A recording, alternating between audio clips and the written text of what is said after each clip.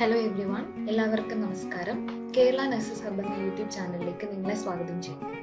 ഇന്നത്തെ വീഡിയോയിൽ നമ്മൾ ഡിസ്കസ് ചെയ്യാൻ പോകുന്നത് എന്താണ് എവിഡൻസ് ബേസ്ഡ് നഴ്സിംഗ് പ്രാക്ടീസ് എന്നത്.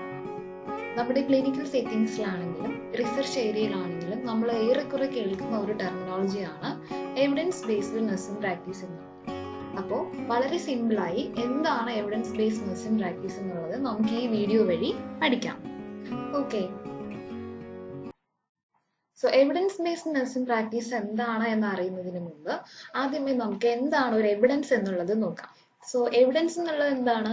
ഇറ്റ് ഈസ് സംതിങ്, ഒരു പ്രൂഫാണ്. എന്തിനു വേണ്ടി? It is mainly use to arrive the truth, അല്ലെങ്കിൽ എന്തെങ്കിലും ഒരു പോയിന്റിനെ പ്രൂവ് ചെയ്യുന്നതിന് വേണ്ടിയോ ഡിസ്പ്രൂവ് ചെയ്യുന്നതിനോ വേണ്ടി നമ്മൾ യൂസ് ചെയ്യുന്ന ഒരു കൈൻഡ് ഓഫ് മെറ്റീരിയൽ അല്ലെങ്കിൽ ഇൻഫർമേഷൻ അല്ലെങ്കിൽ ഒരു പ്രൂഫിന് നമ്മൾ പറയുന്ന പേരാണ് എവിഡൻസ്. അപ്പോൾ ഈ എവിഡൻസിന് നഴ്സിംഗ് പ്രാക്ടീസിൽ എന്താണ് പ്രാധാന്യം എന്നുള്ളതിനെ കുറിച്ചാണ് നമ്മൾ എവിഡൻസ് ബേസ്ഡ് നഴ്സിംഗ് പ്രാക്ടീസിൽ പഠിക്കാൻ പോകുന്നത്.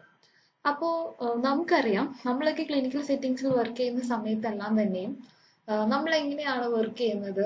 നമ്മുടെ വർക്ക് എന്ന് പറയുന്നത് ഇത്രയും കാലം ഫോളോ ചെയ്തിരുന്ന സർട്ടൻ സിസ്റ്റംസ് അല്ലെങ്കിൽ റൂൾസിനെ നമ്മൾ അതുപോലെ തന്നെ ഫോളോ ചെയ്തു വരികയാണ്. പക്ഷേ എവിഡൻസ് ബേസ്ഡ് നഴ്സിംഗ് പ്രാക്ടീസ് എന്ന് പറയുന്ന പുതിയൊരു സിസ്റ്റം വരുന്നത് വഴി ഇവിടുത്തെ നഴ്സിംഗ് പ്രാക്ടീസസ് എല്ലാം ബേസ്ഡ് ഓൺ സർട്ടൻ എവിഡൻസസിന്റെ രീതിയിലേക്ക് നമ്മൾ കൊണ്ടുവരും. അതിനെയാണ് എവിഡൻസ് ബേസ്ഡ് നഴ്സിംഗ് പ്രാക്ടീസ് എന്ന് പറയുന്നത്. സോ നമുക്ക് അതിന്റെ ഡെഫിനിഷൻ എന്താണെന്ന് നോക്കാം. So evidence based nursing practice is the process of shared decision making between the practitioner, patient and significant others based on certain research evidences or the patient's experiences and preferences or other robust source of information. അപ്പോൾ ഇങ്ങനെ ഒരു വലിയ definition കാണുമ്പോൾ നമ്മളത് പേടിക്കേണ്ട ആവശ്യമില്ല. നമ്മൾ അതിനെ ചെറിയ ചെറിയ മീനിങ്ഫുൾ സെന്റൻസ് ആക്കി പഠിച്ചാൽ തന്നെ നമുക്ക് ആ ഡെഫിനിഷൻ എളുപ്പത്തിൽ മനസ്സിലാക്കാൻ പറ്റും. അപ്പോൾ ഇവിടെ എവിഡൻസ് ബേസ്ഡ് നഴ്സിംഗ് പ്രാക്ടീസ് എന്ന് പറയുന്നത് a process of share decision making between, ആർക്ക് തമ്മിലുള്ള ഡിസിഷൻ മേക്കിംഗ് ആണ്? അവിടെ പ്രാക്ടീഷണർ ഉണ്ട്, പേഷ്യന്റ് ഉണ്ട്, അതുപോലെ തന്നെ പേഷ്യന്റിന് സിഗ്നിഫിക്കന്റ് ആയിട്ടുള്ള അതേഴ്സ് ഉണ്ട്. സോ ഇവിടെ ഡിസിഷൻസ് സ്വീകരിക്കുന്നത് based on the research evidences ആയിരിക്കും. അതായത് ഒരുപാട് ആൾക്കാർ റിസർച്ച് ചെയ്ത് കണ്ടെത്തിയ സർട്ടൺ എവിഡൻസസിന്റെ ബേസിസിലും അറ്റ് ദ സെയിം ടൈം പേഷ്യൻസിന്റെ പ്രിഫറൻസസും അതുപോലെ തന്നെ ക്ലിനിക്കൽ എക്സ്പെർട്ടൈസും അതർ ഇൻഫോർമേറ്റീവ് ആയിട്ടുള്ള സോഴ്സസിൽ നിന്നുമുള്ള ഇൻഫർമേഷൻസിനെ ഷെയർ ചെയ്തതിനു ശേഷം ആ ഇൻഫർമേഷൻസിനെ ക്ലിനിക്കൽ പ്രാക്ടീസിന് വേണ്ടി അല്ലെങ്കിൽ പേഷ്യന്റിന്റെ ബെറ്റർ ഔട്ട്കമ്മിന് വേണ്ടി യൂസ് ചെയ്യുന്ന പ്രോസസ്സിന് പറയുന്ന പേരാണ് എവിഡൻസ് ബേസ്ഡ് നഴ്സിംഗ് പ്രാക്ടീസ് എന്നുള്ളത്. ഡെഫിനിഷൻ എളുപ്പമല്ലേ? നിങ്ങൾക്ക് മനസ്സിലായെന്ന് വിചാരിക്കും. ഓക്കെ, ഇനി നമുക്ക് നോക്കാം ഈ എവിഡൻസ് ബേസ്ഡ് നഴ്സിംഗ് പ്രാക്ടീസസിന്റെ മേജർ എയിംസ് എന്തെല്ലാമാണെന്ന് നോക്കാം. So first aim എന്ന് പറയുന്നത് to produce guidelines for practice using the most current and comprehensive research. അത് ഞാൻ ആദ്യമേ പറഞ്ഞു, നമ്മുടെ ക്ലിനിക്കൽ ഗൈഡ് ലൈൻസ് എല്ലാം പണ്ട് നമ്മൾ പഠിച്ച ആ ഒരു സിസ്റ്റം ഫോളോ ചെയ്ത് അല്ലെങ്കിൽ ഒരു പ്രൊസീജിയർ മാനുവൽ ഫോളോ ചെയ്തായിരിക്കും നമ്മൾ ചെയ്യുന്നത്. പക്ഷെ ഇവിടെ എന്താ ചെയ്യുന്നത്? മോസ്റ്റ് കറന്റ് ആൻഡ് കോംപ്രഹെൻസീവ് റിസർച്ചിൽ നിന്നുള്ള റിസർച്ച് ഫൈൻഡിങ്സിനെ ക്ലിനിക്കൽ ഗൈഡ് ലൈൻസ് ആയിട്ട് നമുക്ക് എങ്ങനെ യൂസ് ചെയ്യാം. Then to minimize the inappropriate variability in practice. അതായത് പല സ്ഥലങ്ങളിലും പ്രാക്ടീസ് ചെയ്യുന്ന കാര്യങ്ങളിൽ വ്യത്യാസങ്ങൾ ഉണ്ടായിരിക്കും. ഒരു പ്രൊസീജിയർ നമ്മൾ ഇവിടെ ചെയ്യുന്നത് പോലെ ആകണം എന്നില്ല വേറൊരു സ്ഥലത്ത് ചെയ്യുന്നത്. സോ ഈ ഇൻഅപ്രോപ്രിയേറ്റ് വേരിയബിലിറ്റി ഒഴിവാക്കുന്നതിനും എല്ലാ നഴ്സിംഗ് പ്രൊസീജിയറുകളും ഒരേ സിസ്റ്റമാറ്റിക് ആയിട്ടുള്ള രീതിയിൽ ഫോളോ ചെയ്യുന്നതിനും എവിഡൻസ് ബേസ്ഡ് നഴ്സിംഗ് പ്രാക്ടീസ് സഹായിക്കും.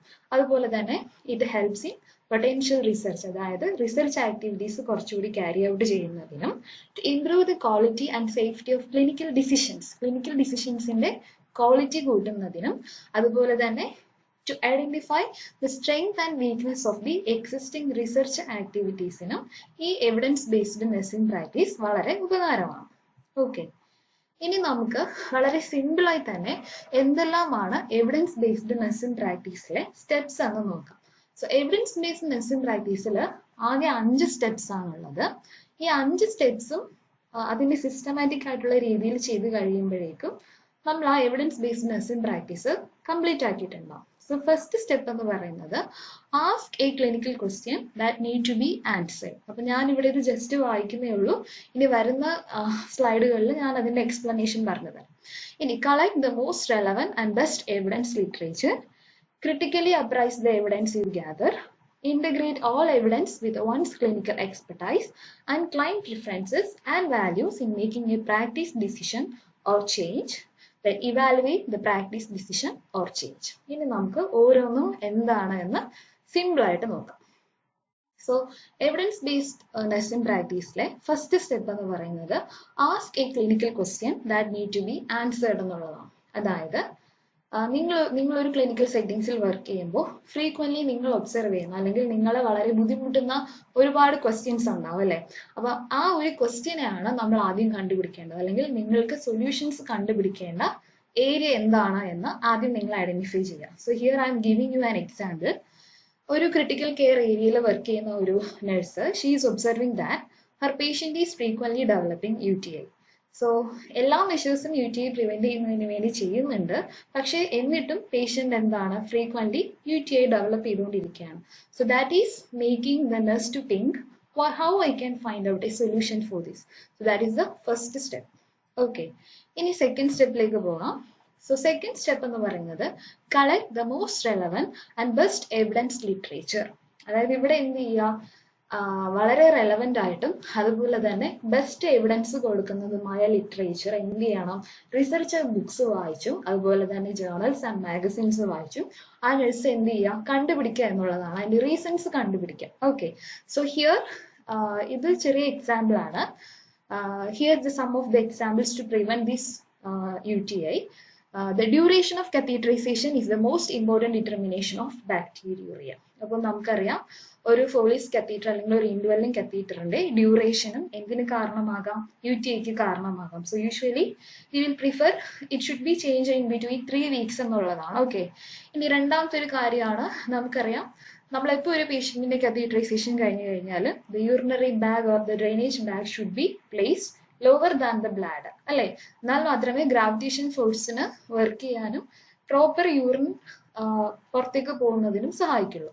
ഇനി നെക്സ്റ്റ് വൺ ആണ് clean the catheter with soap and water every day. That is the role of the nurse to provide a catheter care.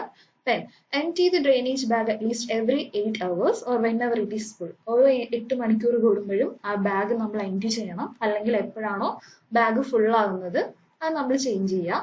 അതുപോലെ തന്നെ UTI പ്രിവെന്റ് ചെയ്യുന്നതിനുള്ള ഏറ്റവും ഒരു വലിയ സ്ട്രാറ്റജി എന്ന് പറയുന്നത് കത്തീറ്ററിന്റെ യൂസ് പ്രിവെന്റ് ചെയ്യാം. അതായത് ഇൻഡ്വെല്ലിംഗ് കത്തീറ്റേഴ്സ് ഒഴിവാക്കി പകരം കോണ്ടം കത്തീറ്റേഴ്സ് പോലെയുള്ളവ ഇൻസേർട്ട് ചെയ്ത് കഴിഞ്ഞാൽ മാക്സിമം നമുക്ക് UTI വരാനുള്ള ചാൻസസ് കുറവാണ്. സോ ഇവിടെ നഴ്സിന്റെ സൊല്യൂഷൻ എന്തുകൊണ്ട് എന്റെ പേഷ്യന്റിന് ഫ്രീക്വന്റ് ആയി യൂറിനറി ട്രാക്ട് ഇൻഫെക്ഷൻസ് വരുന്നു എന്നുള്ളതായിരുന്നു. അതിന്റെ സൊല്യൂഷൻസ് തേടിപ്പോയപ്പോഴാണ് ഇത്രയും കാര്യങ്ങൾ നഴ്സിന് മനസ്സിലായത്. സോ ഇവിടെ വെച്ച് സെക്കൻഡ് സ്റ്റെപ്പും എൻഡ് ആവുകയാണ്. ഇനി going to the third step. In the third step, critically appraising all the evidences she gathered.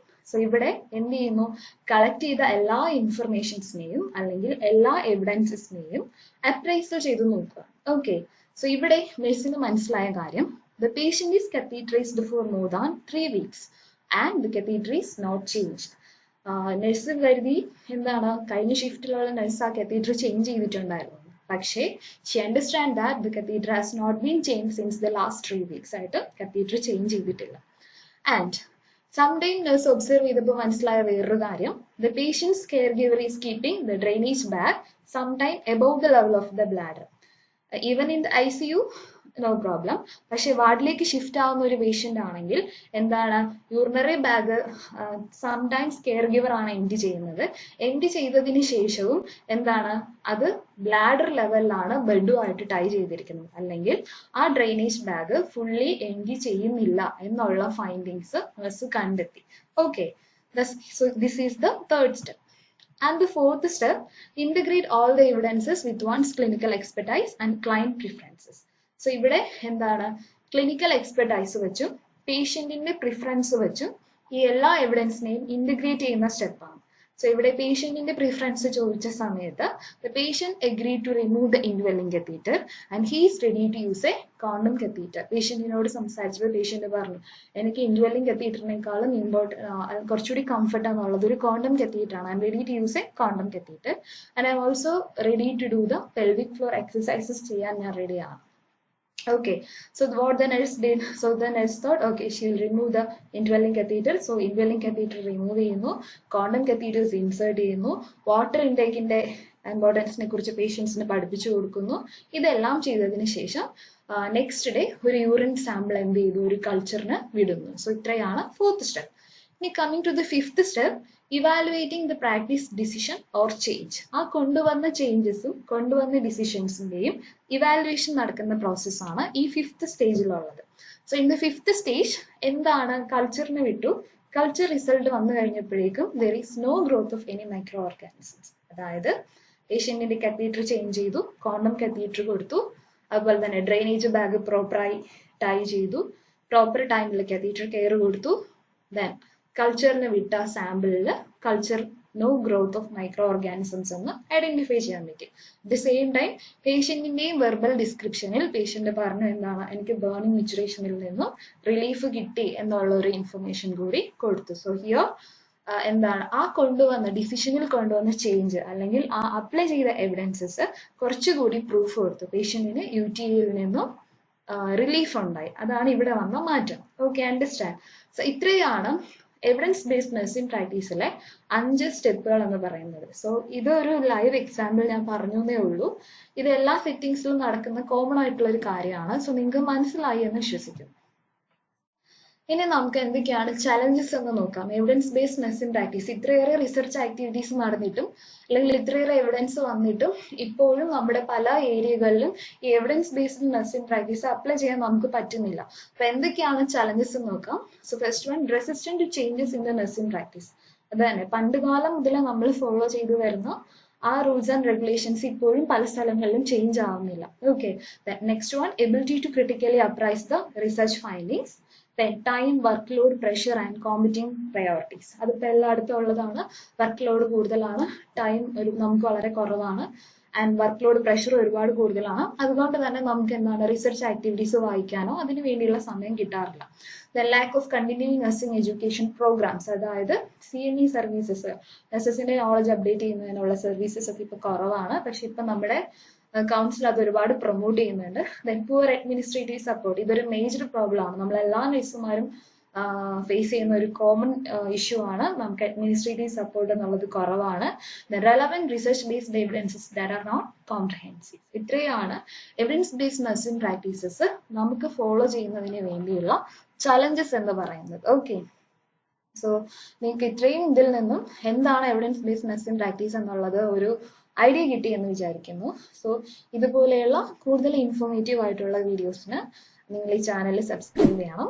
ഈ വീഡിയോ നിങ്ങൾക്ക് ഇഷ്ടമായെങ്കിൽ ഇത് ഷെയർ ചെയ്യുക. Okay, thank you.